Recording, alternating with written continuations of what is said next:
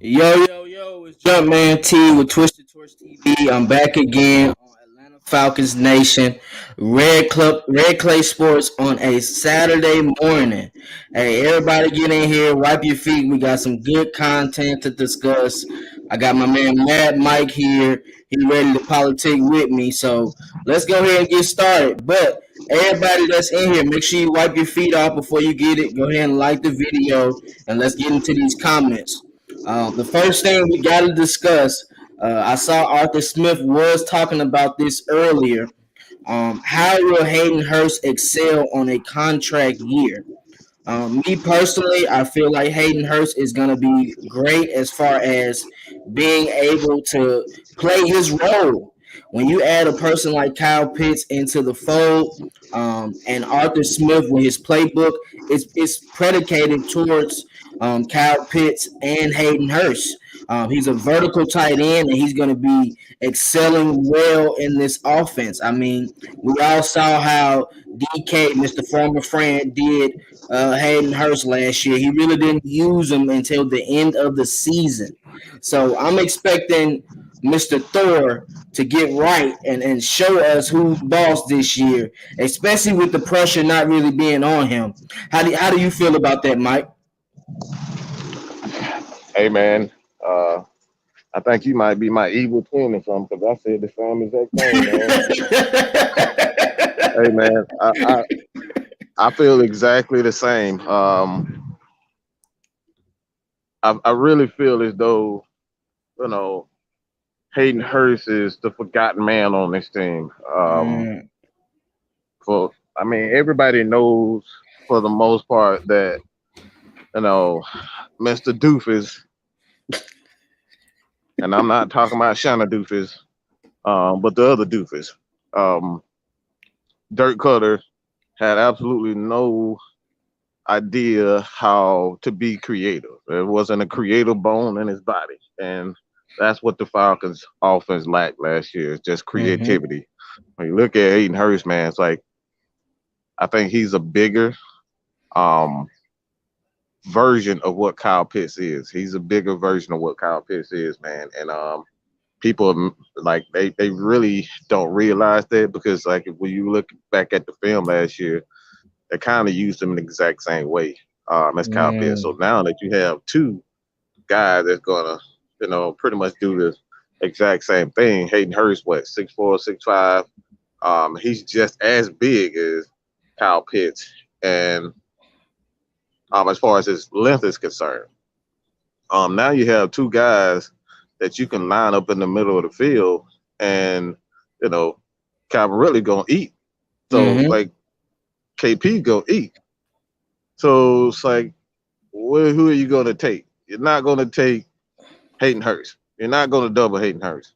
So he's gonna go one-on-one with a smaller safety, one-on-one with a smaller linebacker, and we already know. I expect this man to have at least 15 touchdowns. That's just my opinion. I really feel like he's going to be that red zone target, and a lot of people going to be focused on KP, but they're not going to have a linebacker or a safety that's going to be able to consistently cover him. Yeah, cover him. Like I don't think there's a single linebacker, that's not a line, not the middle linebacker or the weak side linebacker that can consistently, cover this guy, because you got KP, who is just he's just a nightmare matchup for anybody, and you're not gonna single him up.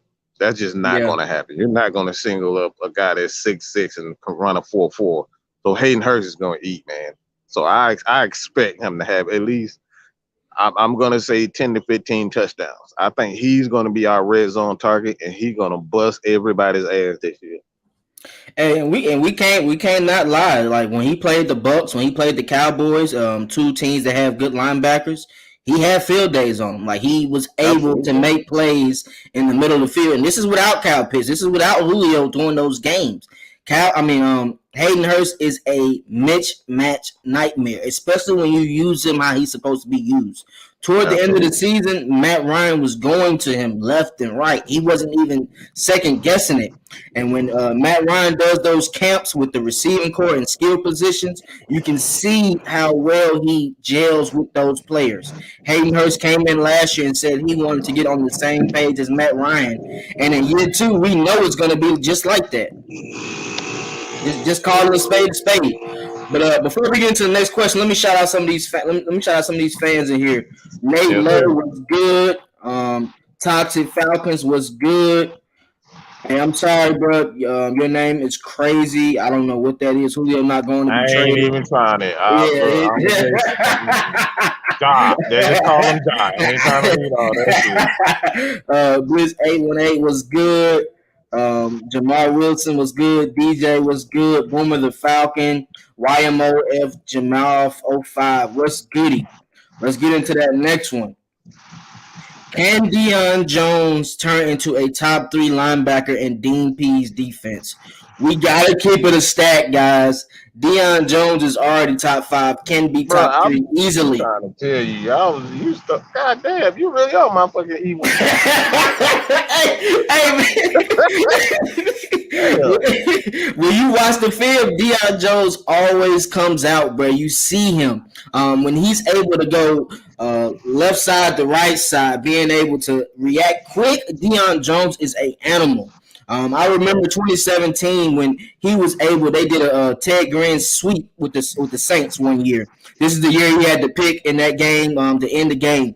But if you watch throughout that game, you see Deion Jones makes plays throughout that game. He put Alvin Kamara out of that game on that first series. Alvin Kamara killed. They tried to run a screen. Deion Jones was there. AK had a concussion. The AK stopper. The C-Max stopper.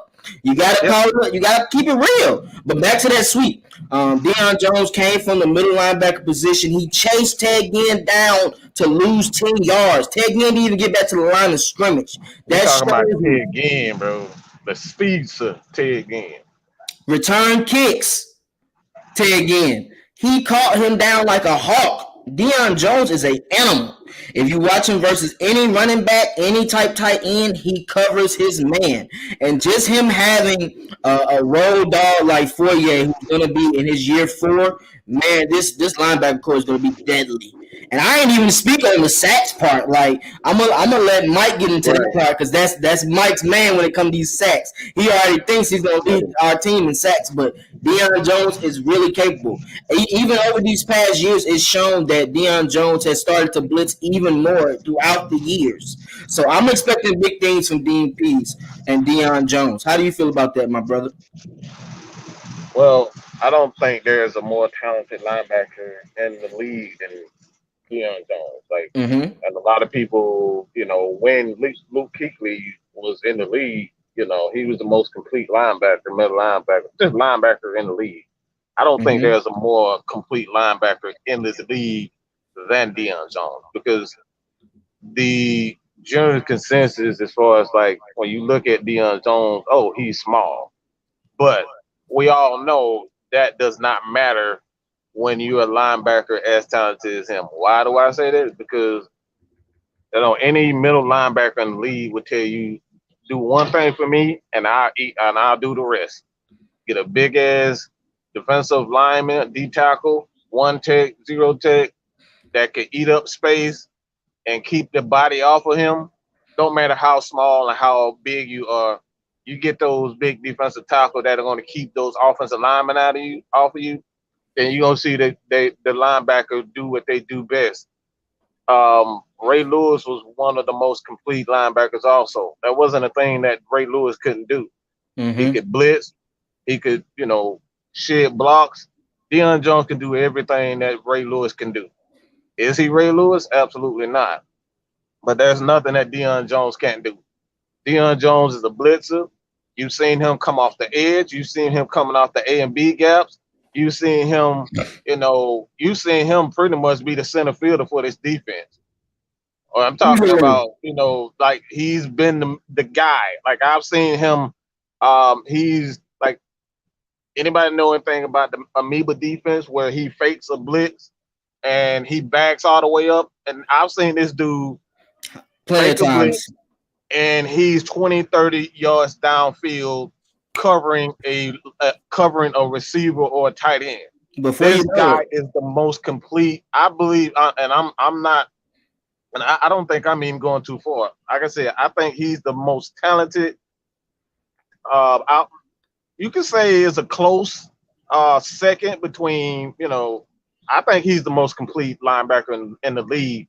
Roquan Smith is another one I like, but outside of Debo, man, like I don't think that like there's nothing this guy can't do. And like you said, man, don't tell me that he's too little when he knocked out Cam Newton big ass. Did y'all see that hit? Do I need to nasty. remind y'all when he knocked that big ass? This dude is 6'6", 200 and what, 40, 50 pounds? And he knocked Easily. his ass back like he wasn't nothing. He did that on his own. So I don't want to don't tell me that he's too small because that's some bull crap.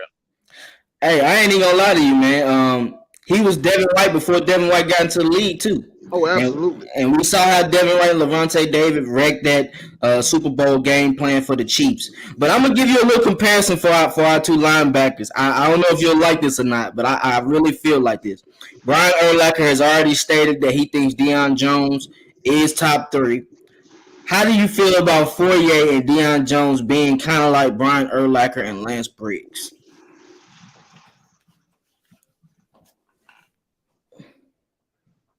I do like that comparison. Kind of took me back. I had to really think about it for a second, but like, I think that's the perfect duo because both of those guys, Urlacher and Briggs, were good cover linebackers, and of course, playing in that Tampa 2, they don't blitz a lot, but when they do, those guys can get home.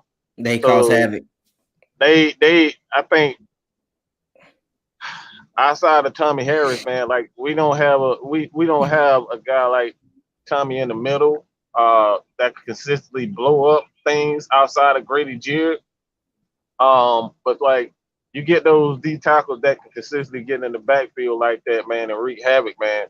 Foye Olukun and um, you know Debo, those guys. I like that comparison though. I think that's a pretty good damn comparison.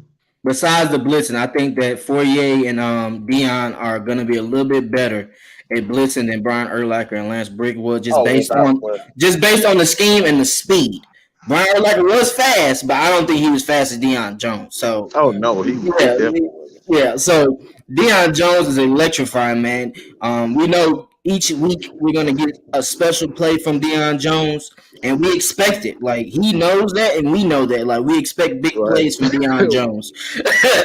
And he comes And up. that's He comes up a that's why you lot. got to say he's top three. Yeah. That's why I say he's the most complete linebacker in the league because like you're gonna get a play whether it's a blitz or him in coverage or him just getting in the backfield. Mm-hmm. It's nothing Dion can't do. Can't nobody say he has a weakness.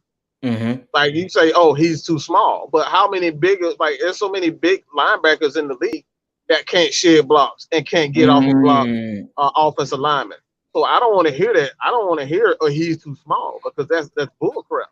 I mean, you see guys like the Tampa Bay White, like he had the same issues. Devin Bush, Pittsburgh, they had the same issues. Couldn't get out blocked. They're too small. So it's like that's just a commonality, especially for linebackers. These days is that like you got to sacrifice, some size for athleticism. I agree with that. Yeah, that's facts, Mike. You are head on with this conversation today. I appreciate you joining Red Clay Sports for this one, man. This is a Yes, movie. sir, man. Let's get into this question by Tony Wright, though. I like this question. Will Deion Jones play one of the inside linebacker positions or outside linebacker positions in our new 3-4 defense? Well, let's keep it a spade, bro. Dean has already said it's going to be multiple looks. That's one. Dean has Yep. already said he's going to put players in position to make plays. I can tell you a lot of plays where Deion can do either or.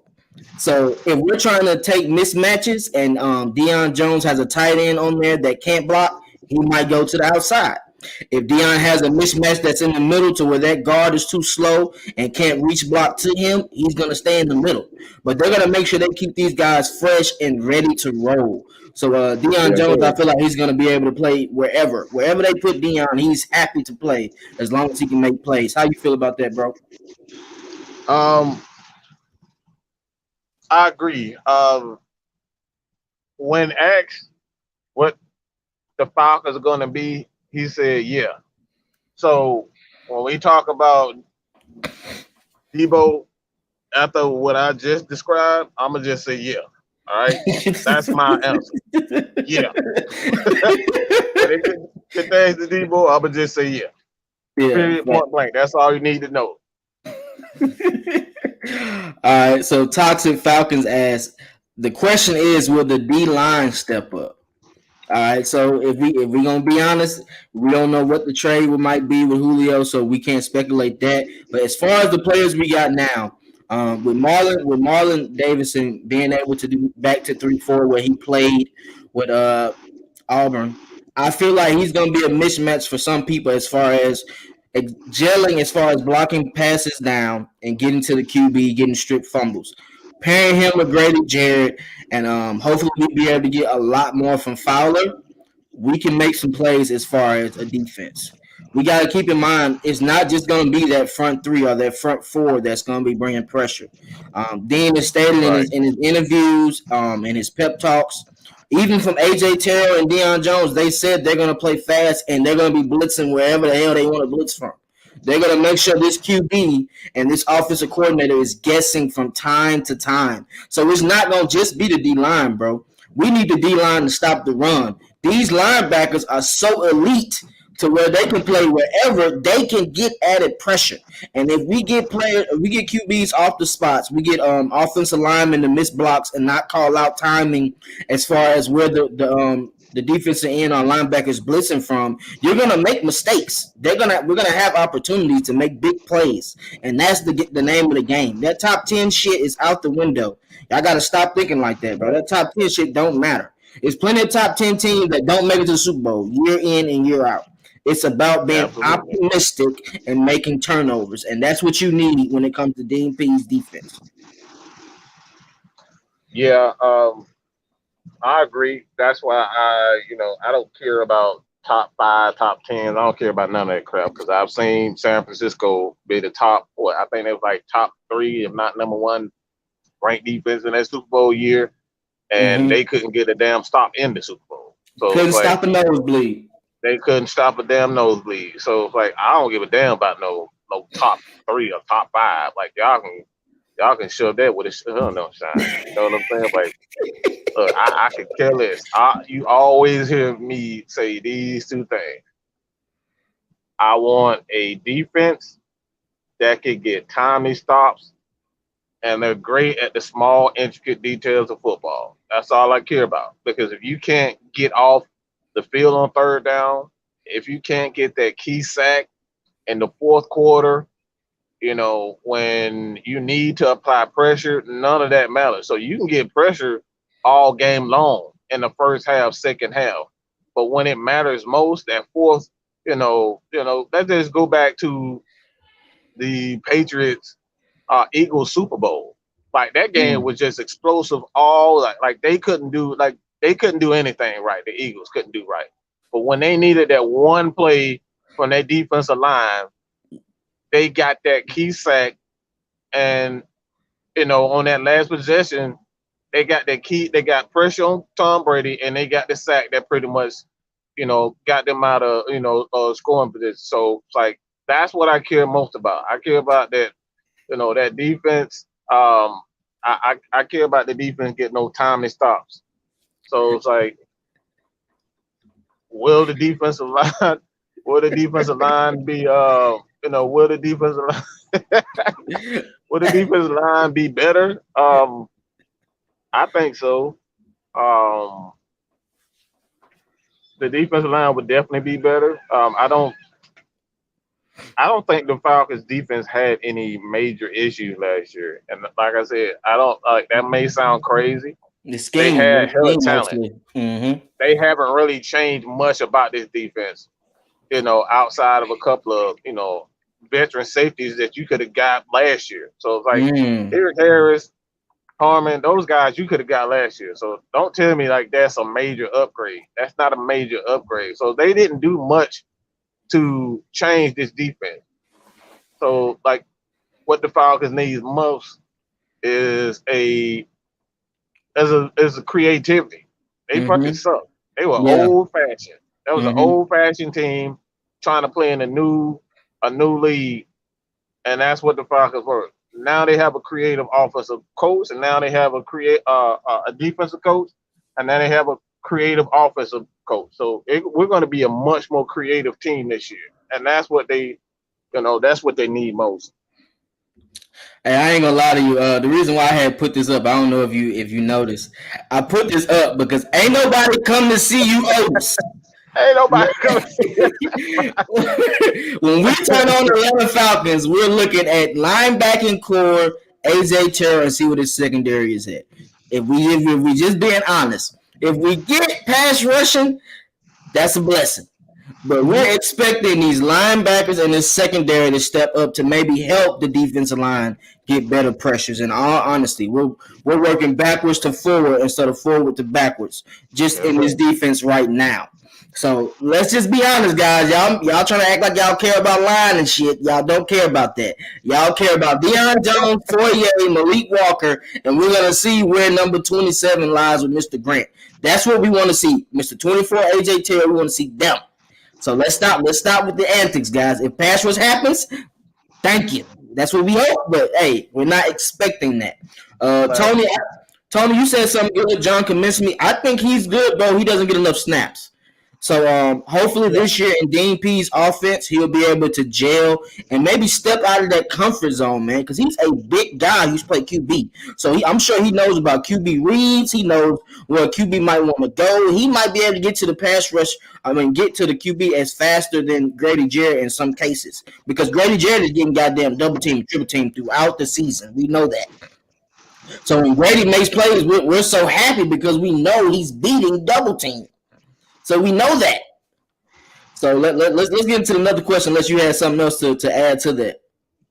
No, no, not really. Just Kaminsky is a guy that likes to use his power to speed instead of speed to power. Like Mm-hmm. that's the thing with him. Like he's just a different breed. He's like a Jared Allen, if you will, or JJ Watt. Like JJ Watt is a guy that uses his power to speed, Mm-hmm. and like when you have a guy like Dean Pease, he's the perfect guy in the Dean Pease system because he doesn't solely rely on his speed.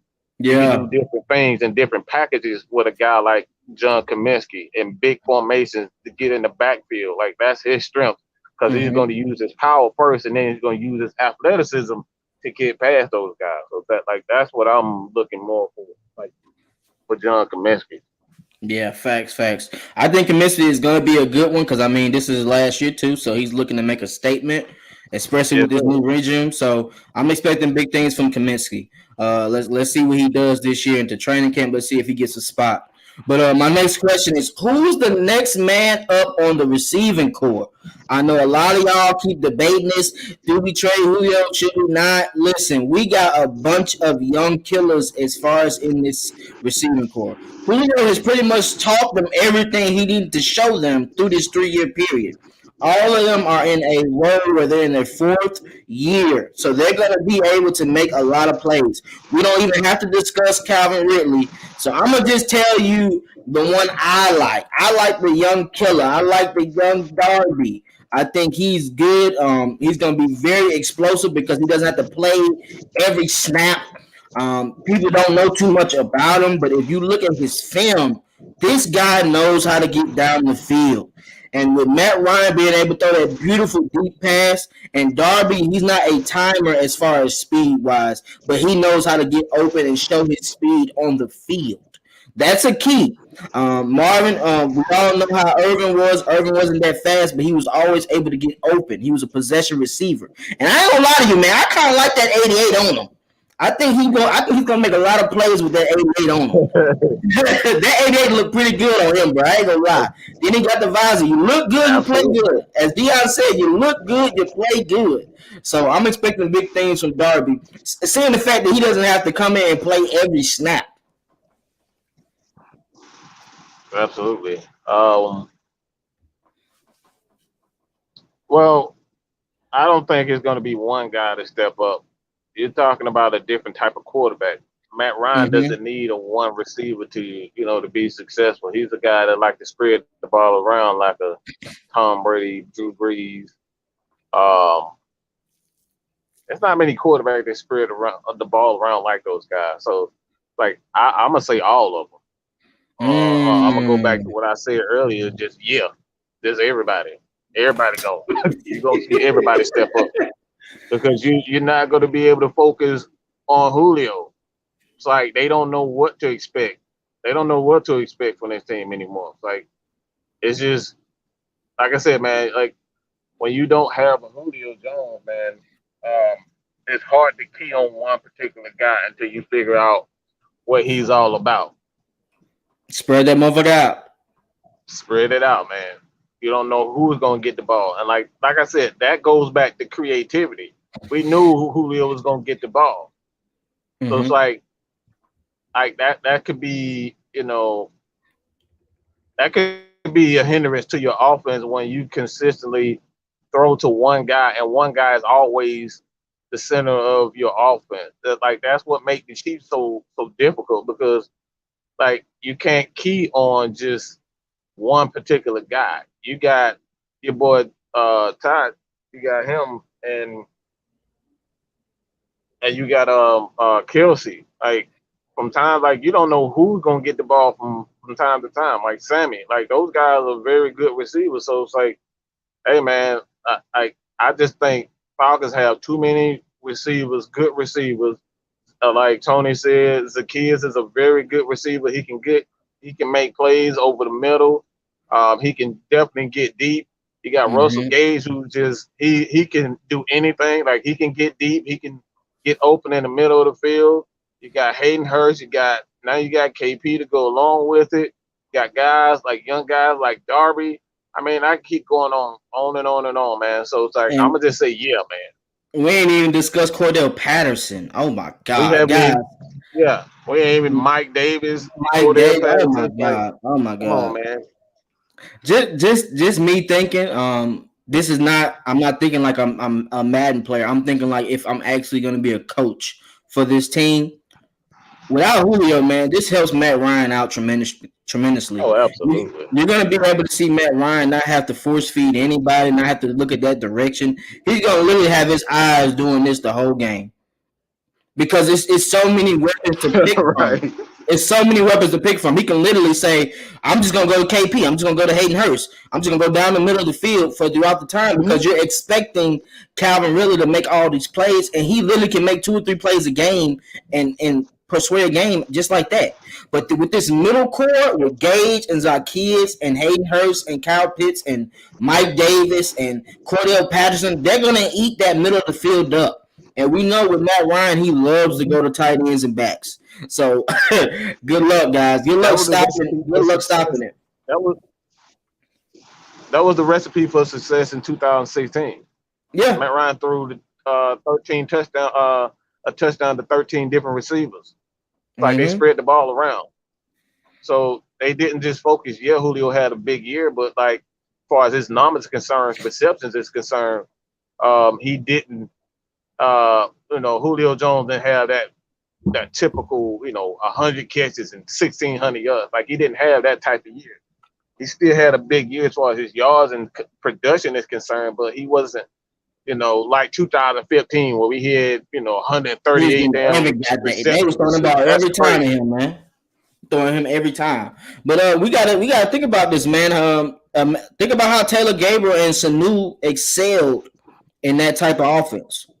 Yes, sir. Taylor Gabriel Sanu had came out of his nowhere. best year. He Yeah. had his Yeah. best year. Sanu had his best year in that offense. He got contracts off of that. Like people Yes, didn't know sir. to knew for a actual slot receiver. They knew him as a gadget type player. And when he came to Atlanta, his routes became crisp and he looked like he was open throughout the game. That's also Matt Ryan too, guys. Let's keep it a Yep. spec. Keep it a fact. Matt Ryan's putting that thing on the money to these type of receivers going in the middle of the field, bro. Right. And that hey, I like this comment right here. Terry Fontenot will be GM of the year. You goddamn Skippy. One, because he has my name, and two, because he's making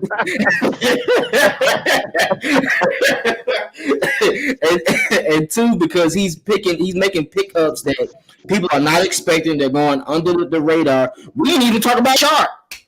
He's Right. already, Haven't he's even talked already about played that. it. He's already played in this offense. Yeah. So he's familiar with the verbiage and everything. You know, Mm-hmm. like that's and see that's why I say all of them. It's like Matt Ryan is that quarterback like a Brady and Breeze, where they just if you open, they gonna get you. That's all they care about, just getting the ball out of their hand. So Mm-hmm. you just get the ball out of his hand, be more creative. Use the tight end, 3 tight end set, 2 tight end sets. Use the gun different. Hand the ball off to the running backs. You got running back like. I expect to see this too. This is a formation that I'm gonna look for, and I may just do a film breakdown, do a quick couple You, plays on this, but you giving this, inside scoops? I'm giving you an inside scoop. Let's get I'm it. looking I for this. like it. I like it. Talk to me. What you talking about? Let me hear it. Yeah, I need that scoop because we might be on the same page. I'm going to look for this in his offense, but I'm not sure if I've seen this in Tennessee. And I think this is going to be a wrinkle in his offense. Um, the Falcons with Matt Ryan. One thing about Matt Ryan, he likes to get the ball out of his hands, and he doesn't like to fuck around. So how can you let athletes be athletes? You got guys like Java Biz. I don't know why I said Java Biz, but Cordero Patterson, and you have uh, Javian Williams. Those Mm-hmm. guys are electric in the open field. So how do you get these guys the ball so they can just be productive? Well, there are two things you can do. Um, you can line up in the gun, you can line up in pro sets, and you can just either Matt Ryan could be under the center, or he can be in, like I said, he can just be in a shotgun and a pistol formation. And people think, oh, Matt Ryan ain't gonna run, but that's not the focus. Yeah. That's not the focus. The focus is to make sure that you spread those linebackers out and get those running backs the ball in the open field where they can make a play. Because now you have KP on the outside, and you have a guy like a Calvin Ridley that's going to keep those safeties honest. You're not going to be able to give the Mm. middle linebacker a lot of help because you got those monsters on the outside, and then you got Hayden Hurst that could potentially be in the middle of the field also. So that's going to leave those linebackers one on one with a guy like Javian Williams and Cordero Patterson. So that's what I'm gonna be looking for. I'm gonna look for packages in that Tennessee offense um, where Arthur Smith used 2 backs. I don't think he did that, and I think that's going to be the wrinkle in this offense where he used those special players and this is what creativity comes in the hand where you Mm-hmm. using those guys to to just spread them and let them be athletes. That's why you brought in Williams. That's why you brought in Cordero Patterson, so they can be athletes. So that's the wrinkle that I'm looking for, and I should have that soon. I should have that real soon. Mike, That's what I'm gonna be focused on. you really in your bag today, man. You must really be Hey, reading minds. I don't. Hey, do that's why they call me the you got the mad Professor X scientist. I'm gene? always thinking of something, bro. You got the Professor X gene? I need to know now. I swear I've been talking about this 2 running back set since we had Freeman and Tevin Coleman. This should have Yes, been sir. used more, but with the Yes, sir. athletes we have now, oh my God, Yeah. they gonna hate. And I'm gonna tell you something else. Defensive coordinators, this is how you will be every day when you have to think about the Falcons for that week. Just to let you know, you will be Yeah. woo-sighing throughout that time because if we get those type of sets out there, man, that's ballpark. You can run That's screens on that. You can run out flats on that, and you can get mm-hmm. yardage because both of them are electrifying in the open field. And if you Yeah. got a middle linebacker that has to come from the middle position to guard a person doing a screen or a corner route, it is not that easy unless you have Deion Jones, Mr. Right. Warner, Mr. Barry Wagner that are able to react. You're going to get a lot of players to be fooled on that type of set. So I like where you're going with that. And we don't got this dude to fuck it up no more. So don't even worry about that. Right. Don't even worry about that. Right. It's going to be there. I like that setup, man. That's a great setup, and we need to make sure we use that with all the backs we got. We can do with Allison and Mike Davis at one point, like Yeah. you said, Cordell, and the other guy. Like, this can be a great scheme for the Atlanta Falcons. And Matt Ryan, when he gets that ball out quick, good luck. Good And luck. that's how you set up those deep passes when you're getting the ball off quick, and they gotta keep blitzing. And what people don't know, people think they know that Matt Ryan just falls whenever he sees a blitz. Matt Ryan is top 5 in pass attempts and throwing and getting accuracy when a person is blitzing him. He is top 5. I'm gonna need y'all to look up these stats. Top 5 in the league as far as a QB at beating the blitz. So if y'all want to blitz like the Eagles did in the other year, and he killed them on every blitz, good luck to you. That guy is phenomenal when it comes to blitz packages. So let's see what the comments say real fast. I know they probably talking about that one. That was a key point right there, my brother. I ain't gonna lie to you. What's good? Creativity, man. What's good, Kstlyz? What's good, J Rock? What's good? What's good? See, people forget we have Sharp at receiver too, bro. That's what we talked about, bro. And I know he's good. He beat Jalen Ramsey a couple times, so he know how to get open. That's what I like to see. Tony said, "Yeah, remember that with the Freeman and Coleman in 2016 running those swing routes at the running back position. Those Yes, were sir. big plays to the backs in 2016. That's exactly correct, my brother. They were, and that's why Mike brought up that scheme. He already knew the players we had in for that goddamn Yes, scheme. sir. Mike, you know what we got on that back. Mike watching his film, man. Don't let him fool you. He watching that film. He already knew. Hey, I stay in that film room, boy. That's something that I do. I'm always looking for every little thing that we can use, how we can use this guy, and that's why I brought up. Also, this is a good scheme too. That what I've been thinking about as far as like Alston is concerned, because you have Mike Davis, and you have a guy like Hawkins who can come out of the backfield. So like now and I know a lot of people remember this, especially with Green Bay, where they had all of a sudden they had Mike Davis, and now you have Hawkins. It's like, what are you going to do? Is Matt Ryan going to throw the ball? Is he going to give it to Davis? Is he going to give it to Allison? Is he going to give it to Hawkins? Like that right there causes a lot of issues, because like now what you can do, you already have a tight end, and KP is one of those tight ends like a Tony Gonzalez, where you can line him outside and he can run routes and just use his big frame. So like he can block smaller just he can block those cornerbacks. So now defense is trying to figure out, like, should I get prepared for Mike Davis? Should I get prepared for Allison? Should I get prepared for KP? Like, what am I going to do? That's another formation you can use as that full house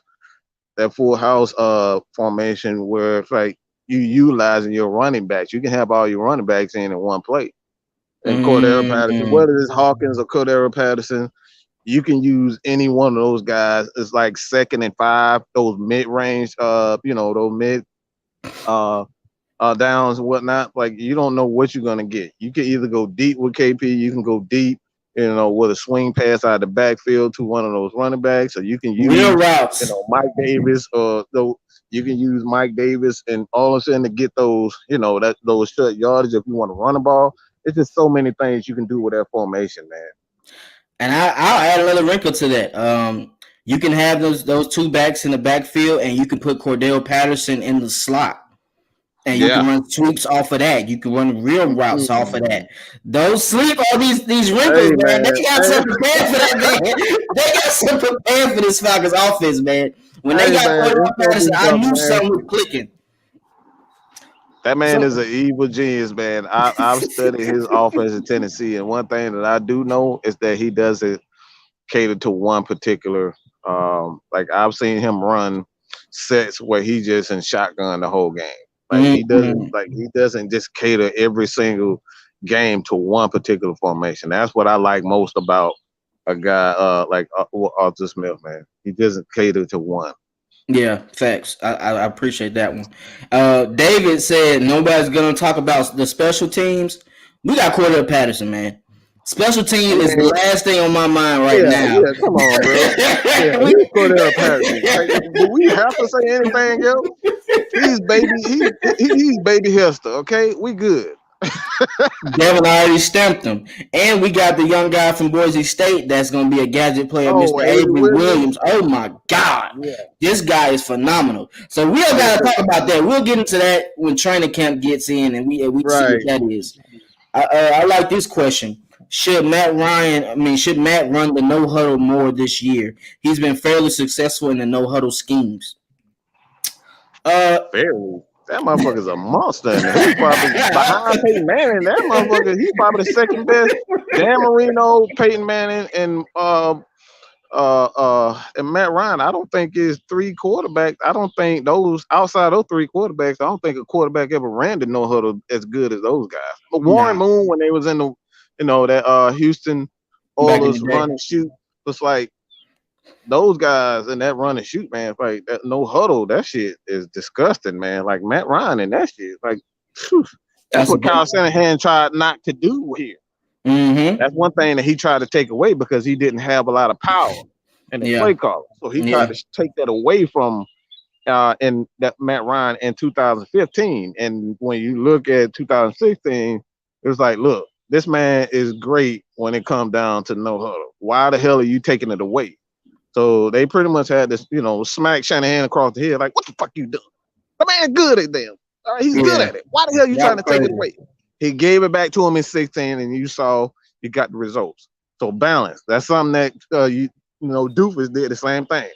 He took that away. He took that shit away from him. Last year the Falcons didn't run a lot of run and shoot. Ever. Hurry up. They didn't run a lot of hurry up. So that's another thing. When you talk about creativity, there's so many things that you can do with a quarterback like Matt Ryan. I don't understand why you're handicapping him with the same board as offense. All you see on the cutter was hook routes, curl routes, And deep 7 end routes. routes. Everybody run the exact same, depth and routes. And like the dude is just a freaking moron, man.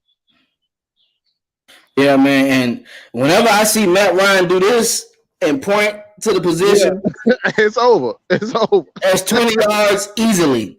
Harry That's Douglas it. used to eat that. Whenever Matt Ryan did this and he pointed at Harry Douglas, that was an easy post route, an easy in route every time. He killed them Every every time, time. dog. And I think Dirk Cutter cheesed us because it's so sad. Like, bro, you ran a no huddle when you was here with us the first time, and he excelled in that with Tony G and Roddy and Julio.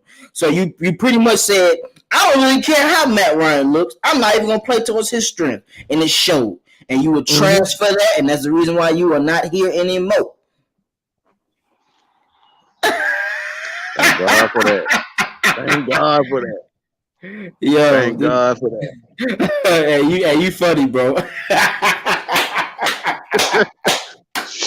That's one thing I hate most about football. I cannot stand the lack of creativity, man. I cannot. You got all these playmakers on this team.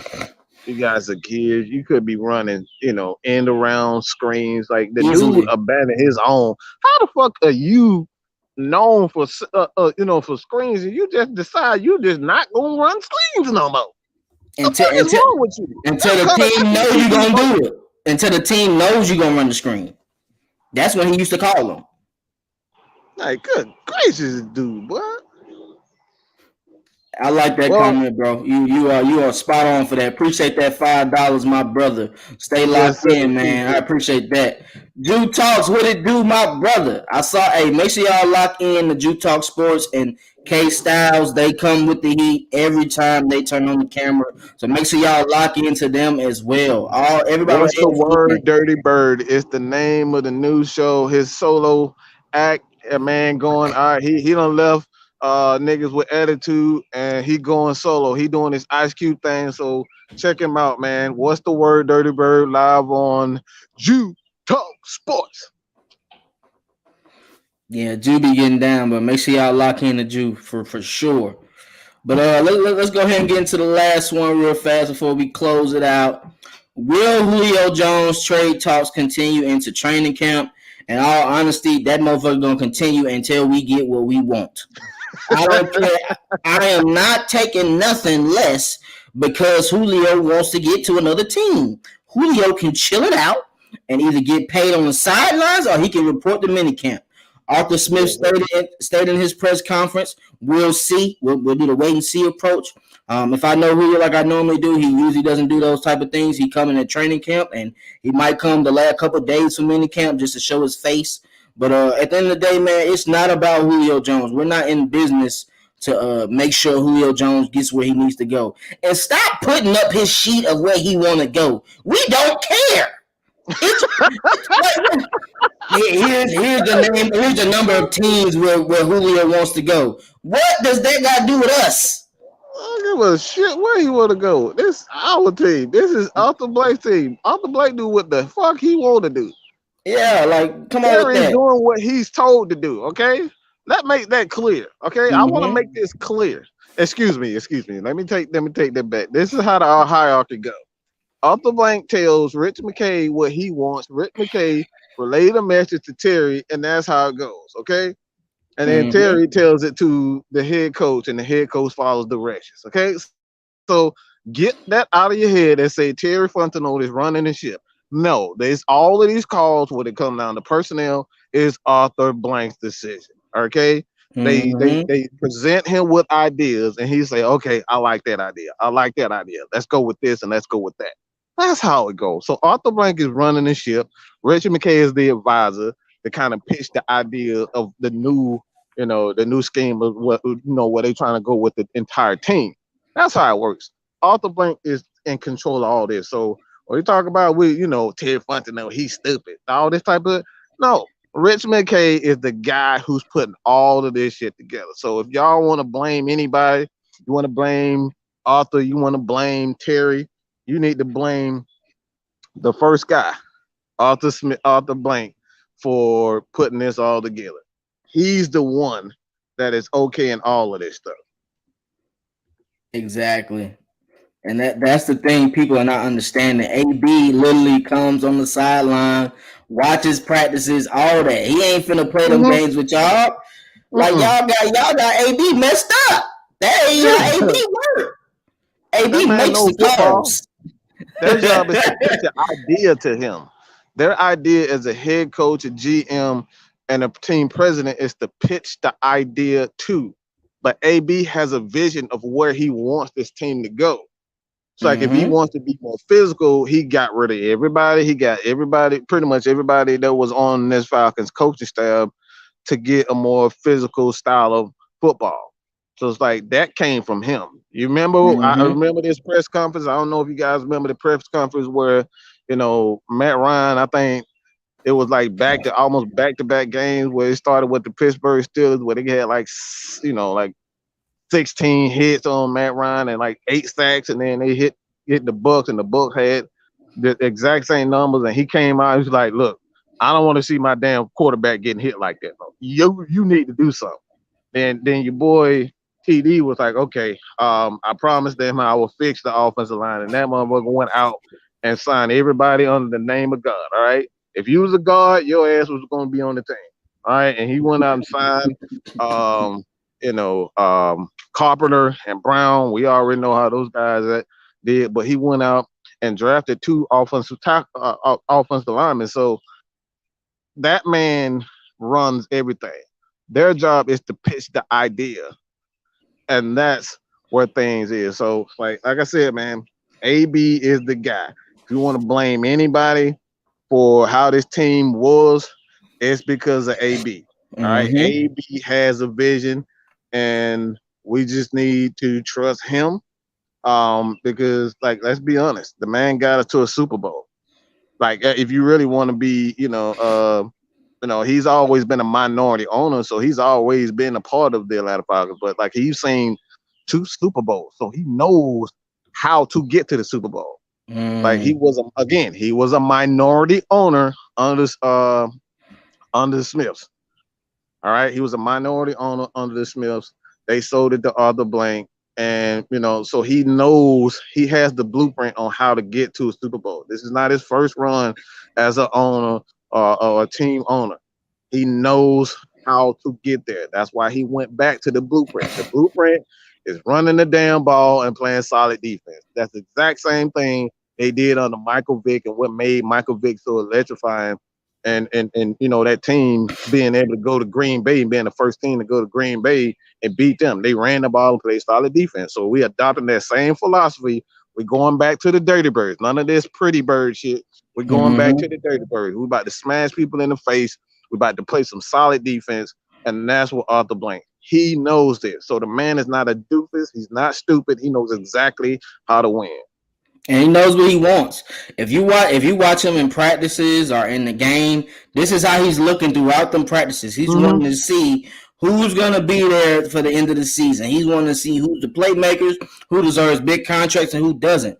At the end of the day, we know Arthur Blank was pretty upset about what Julio did. He stated a Yeah. couple of years ago after he gave him that bread, I expect Julio Jones to be here and retire here. Even Julio Jones stated in a conference that he wanted to. At the end of the day, I feel like it's about money. It's not about winning because he doesn't know what this team could be, and he knows there's still talent on this team. So it's Mm-hmm. only about that check. It's about them dividends. And if you're gonna be honest, just say that. Just go to him and Just say say that. it. I Just want go my to him and money. say it. And Arthur has always been cool with that. If you be Yeah. honest with Arthur, he'll be realistic with you. Like, hey man, I can't do it till next year. Just like he did with him a couple years ago. He gave him a little extra couple million to come to the season and guarantee that he was going to work on the contract, and he did. So Arthur Blank deserves that courtesy from Julio, like to give it a chance to see what we gonna do. So once you did that, the cards are off the table. Once you Mm-hmm. say you don't want to be there, you out of there. As a fan, the cards are off the table. I love Julio Jones as an athlete, but at the end of the day, that's not loyalty to me. Just being realistic. You got your bread, baby. You took every dime on it. You took all 64 million that same day. And if you felt a certain type of way, you should have pushed some of it back, but you didn't. You took it. So at the end of the day, players deserve their money. They deserve to get their money. It's just the way you go about it. And especially from the Absolutely. organization of how we handle things, the way you go about it. We stated that you're the best player on our team. We stated that we're going to pay you. We stated that we're going to give you the ball whenever you want it. We stated that we're okay with you taking plays off whenever the fuck you feel like it. So don't do that. Don't do that to us. Right. We're You right. fans. We're fans watching you. We're fans paying our fucking money to go see you play 2 snaps and sit out. And then 3rd and 10 come, you rusty, and you sit your ass back down again. We watch that every game and never critiqued it. So don't sit here and do that about that money, bro, because you know we sit there and chill with your injuries. We make sure you good in training camp where you don't have to play every game or every practice. You don't do preseason. We've already accommodated you a lot of ways. Yeah. So as a fan, we don't have to say, hey, well, it's still Julio. If he stays, he stays. But he does have to make an apology to the fan base if he don't stay. Just calling a spade a spade. That's realistic. You got to, bro. We paying our money to Absolutely. see you, man. Don't do that to us. We already showed you that we loyal. We picked you up in 2013 when you played 4-5 games and you got them executed. We were still telling motherfuckers you the best in the league. And you only played 5 games. Come Yeah. on, man. You damn well I got a reason to be mad, bro. No. We didn't watch you for what, 10 years, 11 years now? Come on, bro. Come on, man. So And Julio is not Roddy. Let's be honest now. Julio is not Roddy. Stop comparing these two people. Roddy is more a person that's gonna speak his mind, and that causes friction sometimes with a coach. Julio really don't talk like that. He just gonna look at you crazy and let you do you, and he gonna do him. So that's two different situations. Don't compare the two. It's nowhere near the same. It's nowhere near the same. I mean, you pretty much said it all, man. My thing is like we have there's a recipe for success. You don't need especially when you have a quarterback like a Matt Ryan, you don't need a Julio Jones. And it's just like people like looking at me probably like, Mike, what the hell are you talking about? You don't need Julio Jones? No, you don't need elite receiver for elite quarterback to be successful. Elite quarterbacks are elite quarterbacks. That's why, Aaron Rodgers will still be able to put up the big time numbers, that he's done over the years, because like he's not always had an elite receiver. Had very good receivers, and he still put up his numbers. But like that's proof in itself that you don't need to have elite receivers to have elite results. I'd rather have elite results rather than elite receivers. That's just my opinion. Like Julio Jones is a receiver. Receivers are replaceable. All right. Nobody thought there would be another Calvin Johnson, and here we looking at KP. People never thought there would be another Roddy White, but here we go talking about Julio Jones.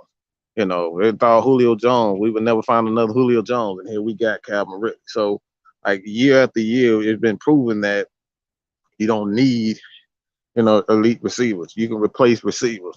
You know what I'm saying? You may not be able to replace their talent on how they ball, but you can replace numbers. I always tell people all the time, you can replace numbers.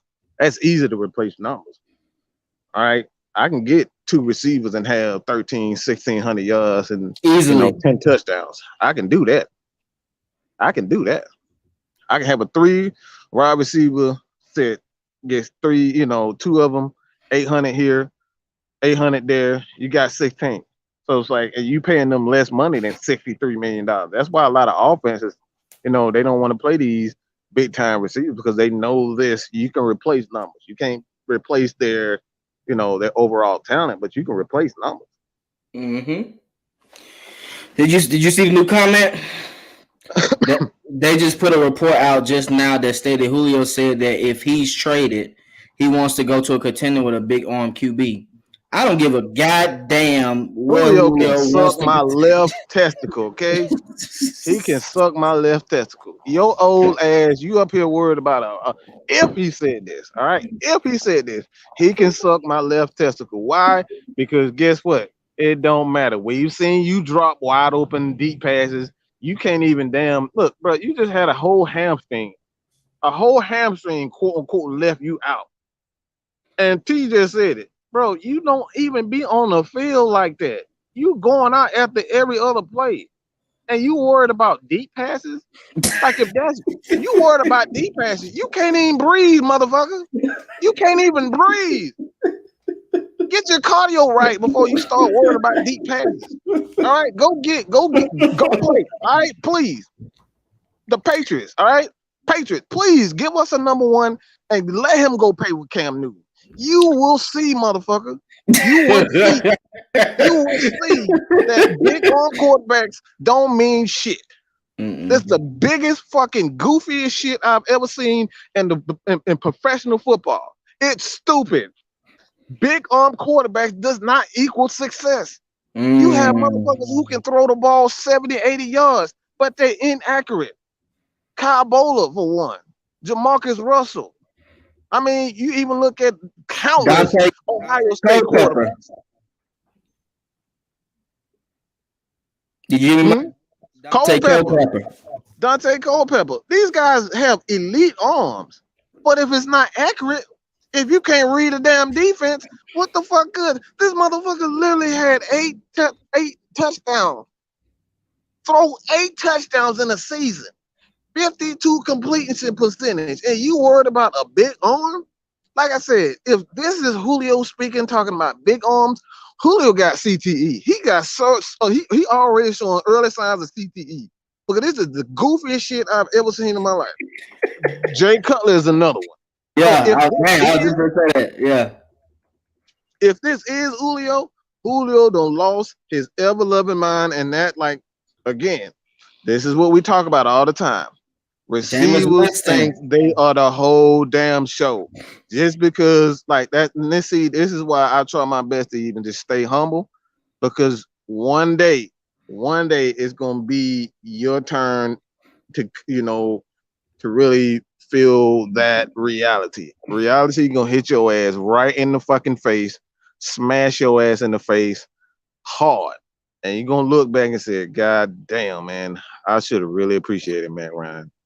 Damn, I should have really appreciated, guys like goddamn Jesse Tuggle. Because for years we struggled trying to find another Jesse Tuggle, trying to find another Rod Coleman, trying to find another John Abraham. Yeah. So like that reality, when it hits your ass in the face, bro, you're gonna feel it. And I feel as though, Jameis Winston is another. Mr. 30 for 30. So at like reality, a lot of these players, they get, they think they special. They think they Michael Jordan, Julio, thinking if this is Julio talking, if this is what he's saying is real, then Julio is a bigger idiot than I thought he was. Hey, I like what Tony just said. Plus, now we found out that 11 requested a trade back in March, 2 months before the Sharp incident. So the Atlanta Falcons organization protected him all this time, but not letting the info get out. That's a key thing. And I'm also wondering, is this clickbait as well? Because like, if you're gonna talk shit about Matt Ryan, it's like, are you trying to make us speed up the trade value to make us trade back? No. We know what you can do for these last 3 years. I want a first round pick. And if you want to go, I need a first and a third. Stop playing with this organization, man. Terry ain't looking for that. Terry don't care about none of that crap you talking about. Matt Ryan's arm ain't this. Okay, if Matt Ryan's arm is weak, you're injury prone. I don't know how you can throw for 4,000 yards and you have a weak arm. That just doesn't make sense to me. Tom Brady has a weak arm. Like, it showed in the Packers game, in the championship game. He was throwing fucking donuts. We ain't gonna talk about that though, huh?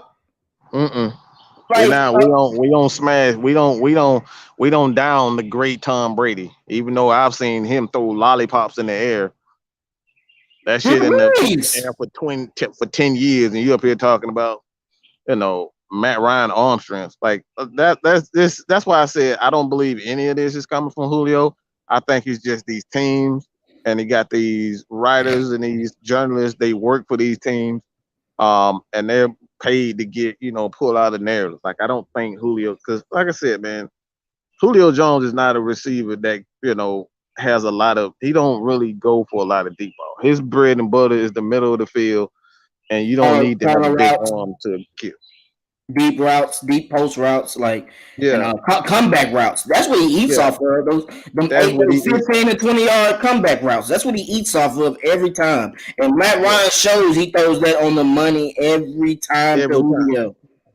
Even the Calvin Ridley during last year, it showed he was throwing the Calvin Ridley on the money. And Calvin Ridley is faster than Julio right now at this time and age. Yeah.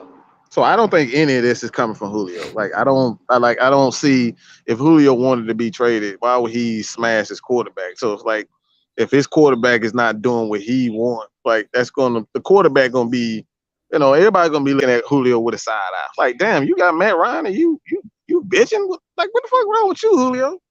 Like, that's not a good look for him going to a new team to smash a quarterback, a Hall of Fame quarterback like Matt Ryan. So I don't think any of this is coming from Julio. Especially how Matt Ryan talks about Julio. Matt Ryan stated in his interview, his press conference, that Julio Jones has extended his career and he appreciates Julio Jones day in and day out. So that's just not it. But I mean, could it be the get fucking set thing though? That did go viral. That could have made him feel a certain type of way. I mean, Sanu did get traded the following year. I mean, I don't know. But that's Matt Ryan for you, bro. Like, y'all be thinking Matt Ryan is just this little pushover guy. he shows how he is from time to time. Don't be fooled by him. Hey, He's a Matt Ryan talented, is a dog, aggressive man. player. Yeah, yeah. Matt Ryan is a dog, so don't forget that. You don't, Mm-hmm. pay 13 years at the top and not be a dog. That man knows he's good. That man And shows he's good. So, like I said, I don't believe any of this. It's the same narrative that everybody's saying. It's like everybody get carried away with big arms and stuff. That's why people love, you know, that's Mahomes. why they love Fields and that's why they love Lance, not because they were accurate quarterbacks. And when you look at their college career, they weren't very accurate to begin with. So it has nothing to do with accuracy. These Mm-hmm. these these executives and these people who work for ESPN, Fox, they want to see exciting plays because that's what sells Mm-hmm. tickets for them. Deep passes, big time, returns, all that type of stuff.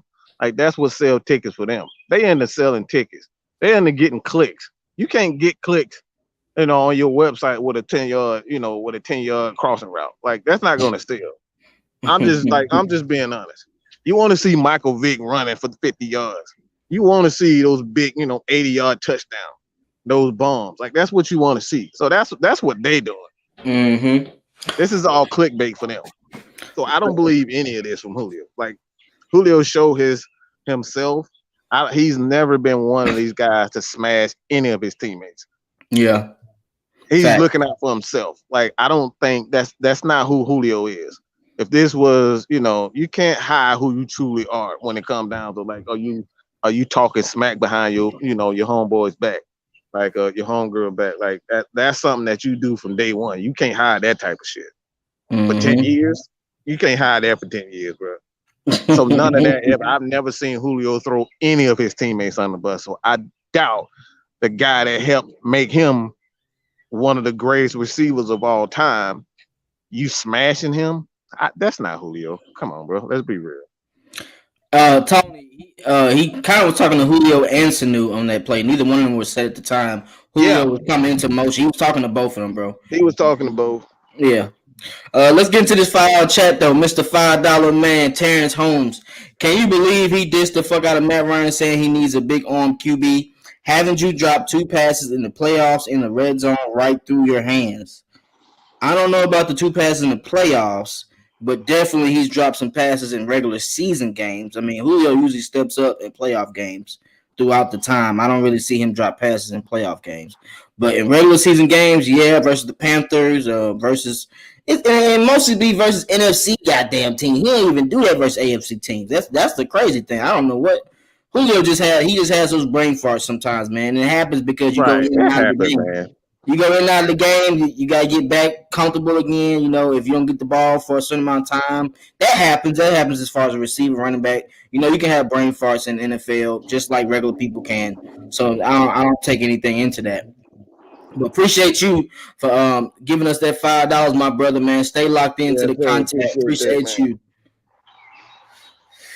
I like this. 5 of the top 10 passes today are arm shoulder passes. Hmm. Hmm. Okay.